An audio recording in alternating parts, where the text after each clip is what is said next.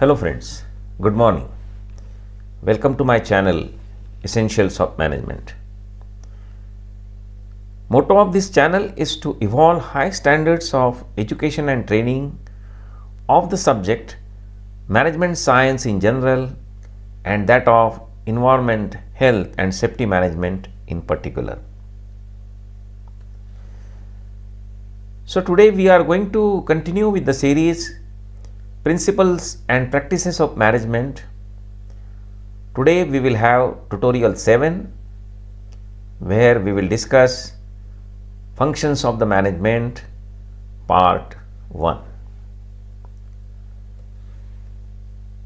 So let us understand first what are the functions of management. So management is considered as a social process involving coordination of human, that is main, financial and material resources through the function of planning, organizing, staffing, directing and controlling in order to achieve the stated objectives and goals of the organization efficiently and effectively. So this is the definition of the management. It is a social process. That means it is not a mechanical process. It's something related with the people, related with the relations within the people. So it is a social process.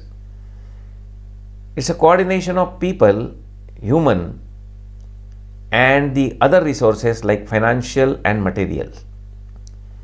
And managers are supposed to perform the functions of planning, organizing, staffing, directing and controlling in order to achieve the stated objectives and goals of the organization. So whenever we define the organization, we know that there has to be certain goals to the organization to achieve, and that too these goals are to be achieved efficiently and effectively. That means using optimal resources with the maximum output. Now the process is considered as sequential. It is simultaneous as well. And that means this process of planning, organizing, staffing, the functions come one after the another. So it is a sequential process. It means at the start you plan, then you organize, then you bring in the people, that is staff, you direct them, you control them, like that. But not necessarily that the function come one after the another. You can do the function simultaneously, means you are planning at the same time you are organizing, you are directing and controlling, like that. There are no cutoff points. There is no clear cut division or a marking between planning and organizing, that planning ends here and organizing starts here. No cutoff points. The functions overlap. That means sometimes there is a planning in organizing and there is a organizing in planning, like that. So functions overlap many a time and there are no watertight compartments. So it's a sort of a fluid process. Now sequentially we have to go, but at the same time you have to go simultaneously. Then there is a overlapping of the functions and there are no watertight compartments. Please try to understand this peculiarity of the functions of the management, that they are sequential but at the same time they are simultaneous. There are no watertight compartments and there is a overlapping of the functions. Now what is planning? What is the definition of planning? It is said that good plan is like a road map. It shows the final destination and usually the best way to get there. So what is the destination? Destinations are your goals or objectives of the organization, and you have to achieve those goals. So we have to undergo a course of action. You have to follow a course of action, and that course of action is the roadmap. And there are various ways of reaching to the destination. See, please try to understand. There is a temple at the top of the hill, and there may be 4-5 ways of going to that temple from the bottom of the hill from various places. So, there are different ways to achieve your goals. But what you are supposed to do is you have to plan in a way that you are choosing the best way to get there. So, according to Kunz and O'Donnell, planning is decided in advance. So, it is a decision in advance. What to do, how to do it, when to do it, and who is to do it. Means what you are going to do, how you are going to do it, when you are going to, so time schedule, and who will be responsible to do it, right? So, this is a definition given by Kunz and O'Donnell about the planning. Planning is a basic organic function of the management. So, it is the first organic function. Nothing can be done without planning. Everything starts with planning. So, it is a mental process of thinking about what is desired, how it will be achieved. So, you first mentally decide in your brain, in your mind, that okay, this is the goal to be achieved, and so these things are to be done in a way so that we can achieve that in a best way. Even a very small function in your home, like you are going to do certain puja in your home, you have to plan for that, that at what date it is to be done, at what time it is to be done, then what are the things which are to be required for the puja, who will attend the puja, who will be the pujari, like that.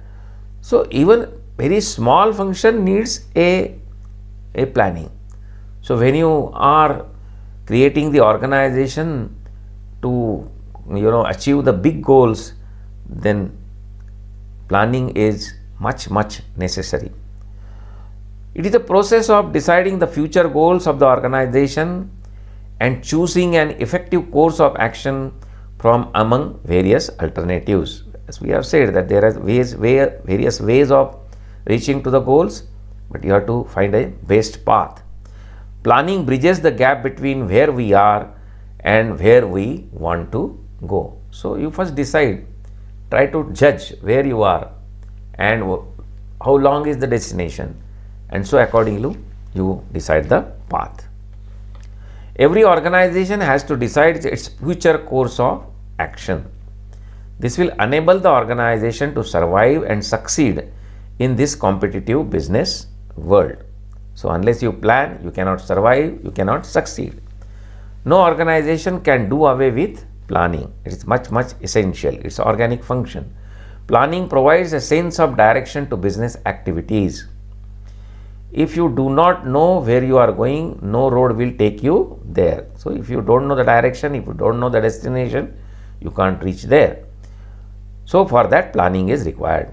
For the purpose of fruitful planning activity, one must have imagination, sound judgment, and foresight. A planner has to have imagination, has to have sound judgment, and a foresight of the future. Planning involves development of objectives, policies, programs, procedures, budgets, schedule, etc. So, you decide on the objective, you decide on the policies, you decide on the action programs, then you have decide the procedures by which you are going to have the actions. You have to earmark the budgets of the different resources, and you have to create a timeline. So, they are the basic elements of the planning. Now, let us understand what is organizing. To conduct any activity, business or non-business, there is a need for an organization. Without organization, it is not possible to conduct activities. Organization, big or small, have at least two common characteristics. They are composed of the people. Means organizations are made up of people. They are not made up of machines or tools. They are essentially made up of people, and they exist to achieve goal. Oh, there has to be goal. Why you are coming together? Unless otherwise there is a common goal, what is the point in coming together? So when people come together, when you call it as organization, then there has to be certain goals. People come together at platform, railway platform or bus station, but they don't have the common goals. So it is called as a crowd. It is not called as organization. So organization can be defined as an association of two or more persons working together to achieve certain desired goals. There are two connotations of the term organization. One is a structure and other as a process. So whenever we say organization, two things come in front of our eyes. One is structure, that there is a certain structure. When you create the organization, there is a structure. That means there are various positions and their various positions are filled. Example, there is a manager, assistant manager, then there is a HOD, then there is a supervisor, like that. So there is a structure and it is a process. So you have to follow a certain process by which you do the organization, right? So organization as a structure. Structure is the established pattern of relationship among the components or the parts of an organization. So it is a relationship which we establish. It's a pattern of relationship among the people who are working in the organization. It is the creation of positions with defined duties and responsibilities. So you define a position, then there has to be a duty, there has to be a responsibility allotted to or assigned to that particular position, for which an appropriate authority is to be fixed. Unless otherwise authority is given to that person, he will not be able to fulfill his duties and carry out his responsibilities. So if you are going to give responsibility, then there has to be a matching authority. It is essential for attainment of the objectives of an organization in an effective and efficient manner.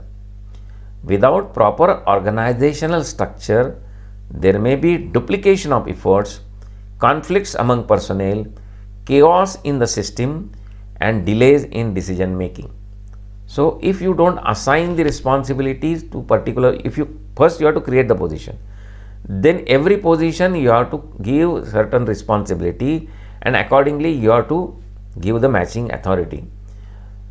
Let us imagine a situation that nothing is decided. So what will happen? A certain task will be done by 2-3 people. So it will be a waste, or certain thing will be missed by all the people. So nobody will do that. So there will be complete chaos. There won't be a proper decision making. There will be delay in decisions, and there will be duplication of efforts, and there will be conflict, because there is a confusion that who will do what, and accordingly then there will be a conflict between and among the members of the organization. Organization as a process. Lewis Allen defines organization as a process of identifying and grouping of work to be performed. So you have to do certain grouping. Defining and delegating responsibility and authority, and establishing a pattern of relationship for the purpose of enabling people to work most effectively together in accomplishing objective. We have looked into in the last slide. Thus, an organization structure is evolved through the process of organizing. So how organization structure is evolved? It is evolved through the process of organizing.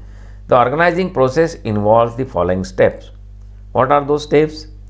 Defining the organizational goals, determining activities to achieve those goals. So you have to define what is to be done to achieve these goals. Grouping of activities into sections or department. In any company, in any organization, a business organization or a manufacturing organization, there will be different activities like production, finance, marketing, sales, like that. So you have to do the grouping of activities into sections or department, making arrangements of human and physical resources, that is material, raw material, machines, plant, tools, money, So these are various resources and you have to arrange for it, and human resource is one of the most important resource which is to be deployed. Assigning duties to individual and department, granting of authority to superiors, establishing superior and subordinate relationship, providing system of coordination to interlink the various activities of the organization. So very importantly, there has to be coordination among the various activities, among the various departments, various sections of the organization. If the coordination is not there, there will be a complete chaos. If production doesn't know what marketing is doing, what sales have brought in the orders, if they don't know the schedule from the sales people, if they are not in contact with the purchase department because what raw materials are required, nothing can be achieved. So there has to be a coordination among the people as well as the various activities, various sections and the departments of the organization. So this is the process of organizing. So friends, it is enough today for this session. We have looked into the first very important two functions of the management, that is planning and organizing. We will switch on to the further functions in the next tutorial. So thank you for watching. Resume viewing. For that, switch on to tutorial 8. Here again we are going to look into functions of the management. Part 2, here we will look into staffing, then decision making and so on. So friends, thank you very much once again. Please do not forget to like, share, comment and subscribe to my channel. Have a good day.